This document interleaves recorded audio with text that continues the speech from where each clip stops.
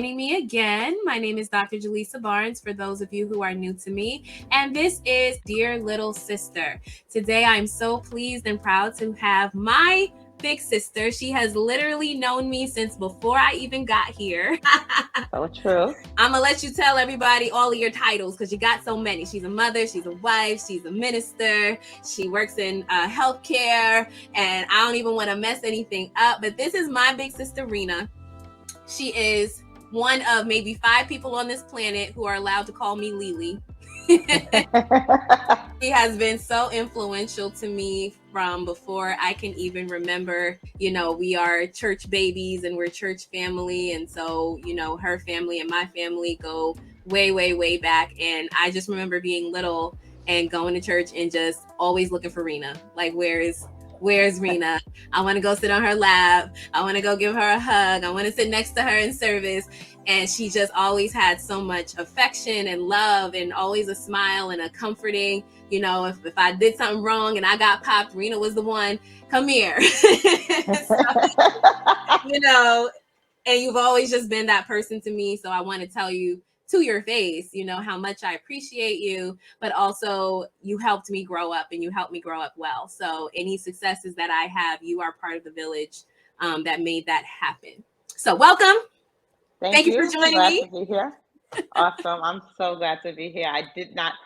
I don't recall all of that you getting popped, but that's probably very likely and true given both of our spicy personalities. I'm super happy to be here. I love the idea of your mission and goal and this platform. And I am Sharena. I really like to just say I'm simply Sharena. My titles, they are several, but at the end of the day, I just think someone who got his purpose to love people, young ladies and women in particular. I mean, not that I exclude anybody, but I think that is the true purpose and passion of my heart.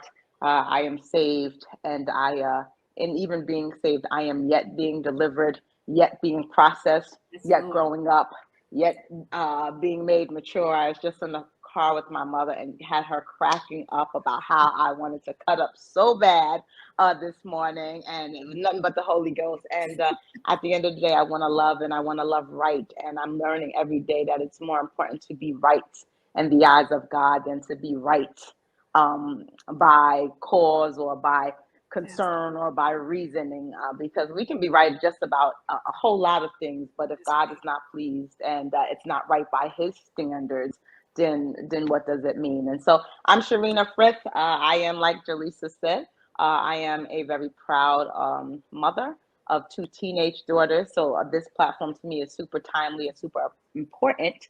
I am a wife of 19 years to my dear partner in this life, Ryan.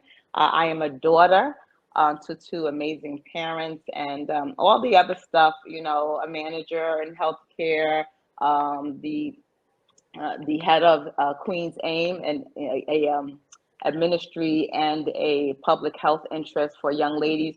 All of that wonderful stuff rolled in, but more importantly, I am God's child, and I'm purpose with giving other people and showing other people God's love. And so I think that's what's most important about me.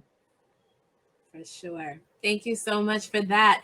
Can you just tell me about a pivotal moment in your life when you can think about, you know, what it took for you to kind of realize, you know, I'm not a kid anymore.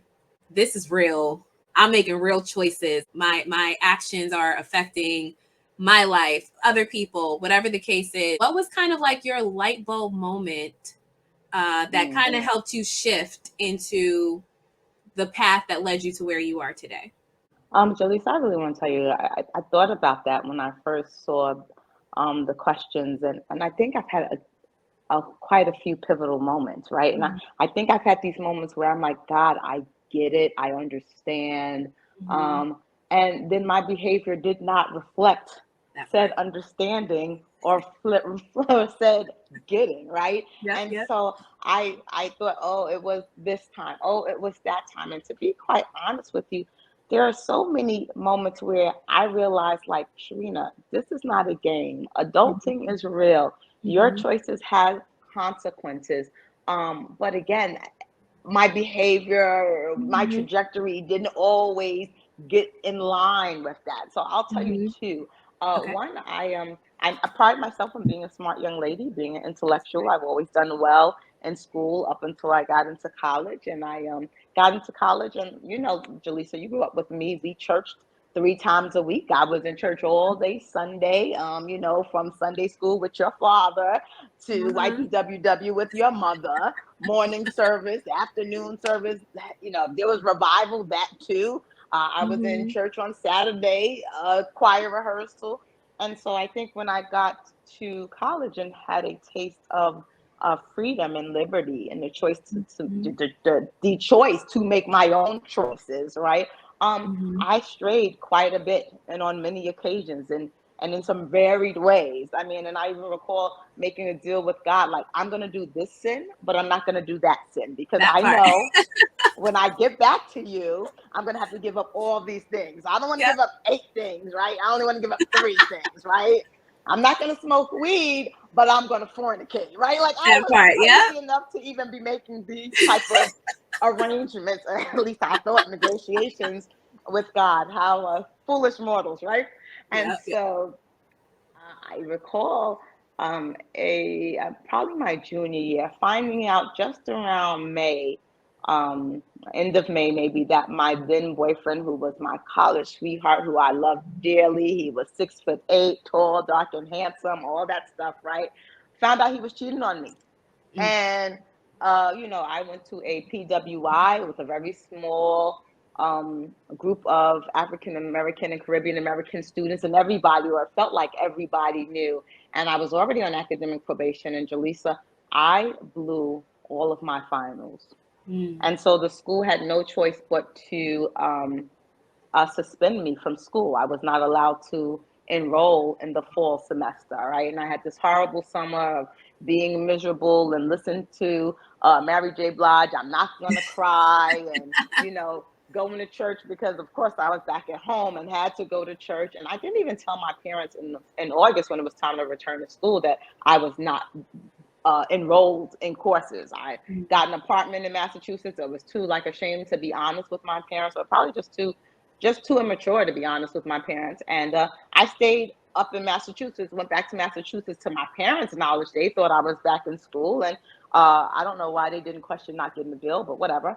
Mm-hmm. And it was that semester spent not being in school, living a lie, and understanding that the course of my action, it wasn't just blowing off the finals, right? It was being on academic probation and blowing off the finals. It Mm-hmm. wasn't just choosing the man who the Lord told me not to choose, right? But it was choosing and staying when there were constant warnings from me not to be with that young man. And Mm-hmm. so there were all these things coming together. And I remember saying to the Lord, they told me I had to be out of school for a year, but you can appeal it, you know, after a semester. And I remember just begging the Lord, God, if you let me just get back in January, God, if you just do it for me, God, if you'll just let them give me a chance, and writing a letter and an essay and getting it presented to the dean and having them agree to let me back in. And you know, subsequently, the Lord making it clear, I also had to tell my parents I couldn't keep living a lie and have his blessings and have him open the door. Mm-hmm. It became clear, like, this is not a game, right? And Mm-hmm. I was 20 years old, so right in that age group that you and I have discussed. And Mm-hmm. I can't tell you I then turned around and graduated, you know, and was always on the dean's list. That's not the truth. But I Mm-hmm. think it was that moment that made it clear, like, this is not a game. And God is not going to just let you do what you want and Right. there not be consequences. And it was the first time that I had to kind of take ownership of my actions and make some choices. And you know, still being in my parents' house, but making a choice to go back somewhere and pay the rent and have a job while they think Mm-hmm. I'm in school. And that was a very pivotal moment for me. And even though I still was a cut up even after that, and I dated that same young man for an additional 5 more years, Yeah. um, it was very clear to me who God was, and how important the choices that I was making, how Mm-hmm. important they were to my life. Right. Yeah. And I think that piece, like you said, it's when you know, and then you make your choices anyway. And you're almost kind of like gambling, right? You're gambling not only with your salvation, a lot of time you're gambling with your life. And there's been times when I've kind of looked back and been like, okay, God, I didn't understand why at the time you were saying no, or I don't understand why your word just says flat out this isn't it. But again, as you get older and with maturity and with wisdom, you kind of look back and you like, I see what you did there. Right, I right, see what you right. did there. You know, times where he just kind of saves you even from yourself.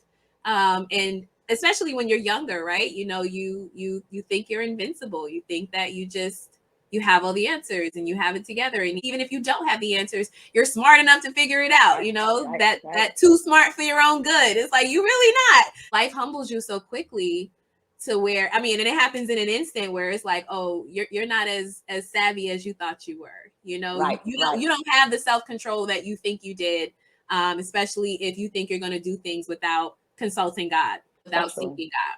I would like to say to our audience, and that's at every age group, right? Yep. You know, we're talking about that, teenager, early 20s group. But I'm learning that even now, right, Yeah. at 48 years old, like, whoa, I'm not in control. Yeah. Oh, I think I'm orchestrating the lives of my two little teenagers, and I'm picking out the schools, and this is what they're going to do, and I'm going to give them some space to make certain decisions, but I'm Mhm. kind of the master puppet. Turns out I'm not the master puppet, right? It turns out only God is. And so I think we're learning it Mm-hmm. and relearning it and Yeah. learning it at different spaces and places in our lives. Yeah, for sure. So on that note, you talked about kind of living that double life, being too ashamed to go home, being too ashamed to really, it really sounds like you needed help and you didn't feel, whether you didn't feel safe or whether you just felt so badly about the choices you had made. But what is something that you wish someone else had either told you, pulled you to the side? You know, what's maybe a piece of advice that you would have maybe found helpful at the time if somebody were to just see that you were going through? I would, I'm going to tell you what I think would have been helpful, but I want to be honest. I was very much that girl who thought she was so smart and Mm-hmm. thought she had it figured out. And I think you may appreciate this when you grow up as an overachiever, when Mm-hmm. you get all the A's, when you barely study and you're still able to pull it out. Mm-hmm. You gain this hubris of sorts. Yeah. And you may read about hubris, in your English lit class, but that doesn't apply to you, right? And so Right. I'm not sure I would have listened, but I think what I did need to hear was twofold. One, watch that ego. Mm-hmm. Because all of our gifts and talents mean nothing if our character Mm-hmm. isn't great. And I don't think I ever appreciated at that age how important character is.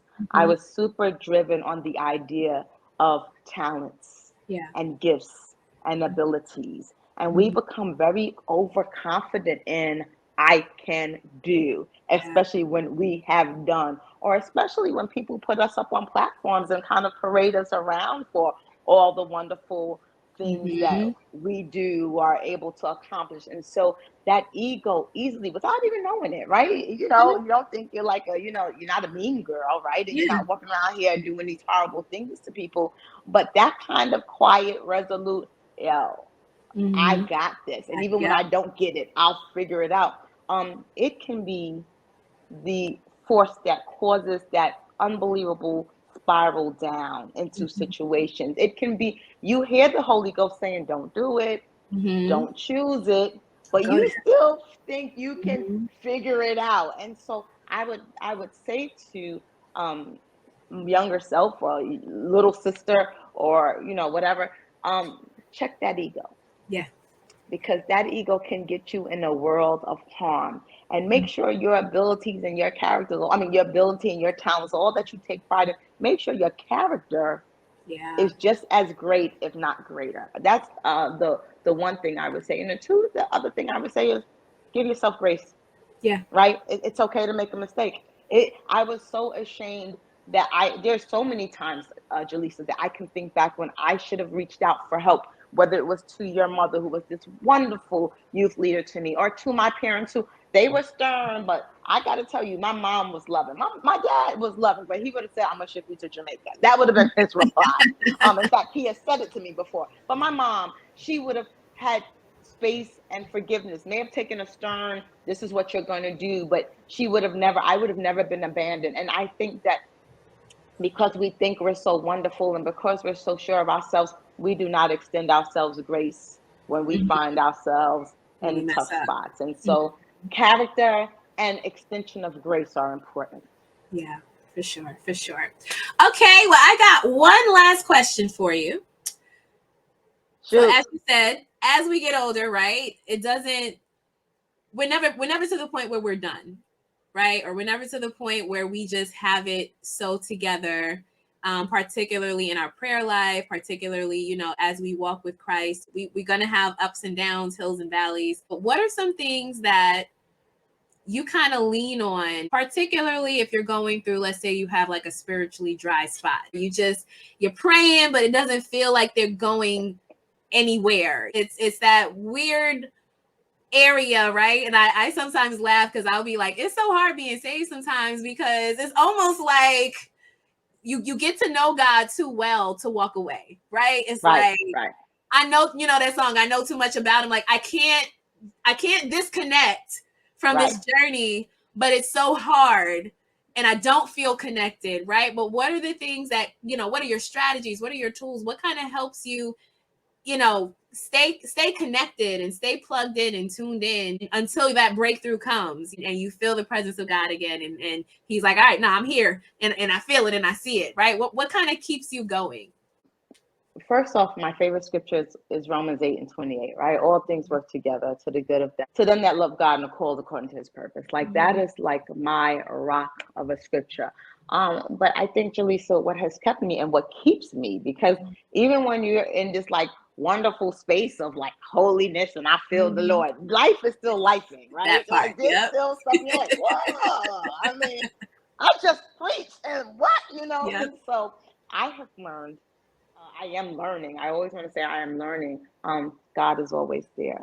And Mm-hmm. and that is what I lean on in my darkest places, in the places where I feel like I could go kung fu fighting or burn the whole place down. Yeah. Rena, God is there. And it is what I depend on because I have plans and I have figured things out and I have a strategy and I am goal oriented and sometimes with the best intentions it still doesn't work out. And what do you Mm-hmm. do when you've done everything and it still fails? What do you do when you meant well and it explodes in your face? And if you're Mm-hmm. not careful, you can be so dismayed. And I have Right. learned, listen, Ree, God is there. Yeah. Listen, today I'm telling you this so funny because I knew we were going to do this, but today, by no plan of my own, someone counseled me today, and as they were counseling me today, it was a leader of mine. It hurt Mm-hmm. me to the core because they were speaking about places that I knew I needed to come up, but they were also speaking about places I don't have control over. And I Yeah. think, to be quite honest with you, I was okay with the places where I need to come up because I'm like, Mm-hmm. Reed, you can do it. But the Mm-hmm. areas in which I was being addressed that I have no control over, that Mm-hmm. made me just want to explode. That just made Yeah. me want to just drop down, cry. It was at church. I said to a girlfriend, I wish I could just go home right now because Mm-hmm. I can't figure out what to do with that part. Mm-hmm. And Jay, I had to kind of take a couple of breaths and Mm-hmm. say, God's got that. And I think I remind myself routinely, God's got it. Yeah. Everybody doesn't have a story about being an alcoholic or being strung out or being sick. We all don't have those like big stories that, we Mm-hmm. tend to headline and say, God can do it. But Yeah. we Yeah. sometimes have these other more background stories where Mm-hmm. we're like, how is it going to get done? And the same God that's the deliverer of the person with AIDS, the same God that's the deliverer of the person who can't stop smoking, the same God who delivers that person from cognac, that same God, right, is still in the Mm-hmm. situation with the whatever. And I am learning to trust God with all of my whatevers. The Yeah. ones that I knew I got myself in, and the ones I don't know where the heck that I came have no from. part in And that. Yep. yeah, listen, Jesus, yeah, I was just sitting here. right. What's going on? I'm the bystander. Like you think that's okay? And I talk to God like that. Like, Jesus, Yeah. that was fair. Like, what? And I always make sure I don't get too crazy, but I do talk to God like that. Like, God, this is, I told my mother today I was just rocking as the tears flowed because I'm like, the only way I know how to handle that is to blow everything up. And that is not God like, right? And so I am learning in everything. Yeah. God has guided Sharena. He's there. And don't for 1 second think, and I want to say this to you, to Sharena, to your audience, there are some things you will never be able to do with all your resources, with all your talent, with all your friends, with all your support, even with all your will. There are some things that if God doesn't do it, it can't be done. And sometimes we have to be willing to put our little selves in the passenger seat and say, okay, Jesus, Mm-hmm. let's ride. And so that's what, when I'm like getting real crazy and amped up, and I don't know how I ended up in Jersey when I meant to go to Florida, and I don't know whose car I am in, and I feel like I woke up from a bad dream. Yeah. Move your little self to the passenger side and be Mm-hmm. okay with letting God ride. Yeah. That's so important. So thank you so Thank you much. for having me. This was so inspirational to me. So I do absolutely pray that anybody who comes across this will also be, blessed by it. Your testimony, your presence is just so dynamic. Thank you so And much. like I said, I was there. I didn't understand some things because I was little, right? But I was there, and I see the Right. difference. Right. I can And say Jalisa, that. you can say you were there when they kept calling me up to the altar, and I'm like, why am I up here with 4 adults? Like, leave me alone. But God has purpose for us, and I Yeah. just want to say, listen, if you'll allow Him and you'll rock with Him, He'll get you to the there. It may be a long journey, it may be some twists and turns. You never want it, but He will get you there. Yeah. Well, thank you all so much for joining us. And see me next time on Dear Little Sister.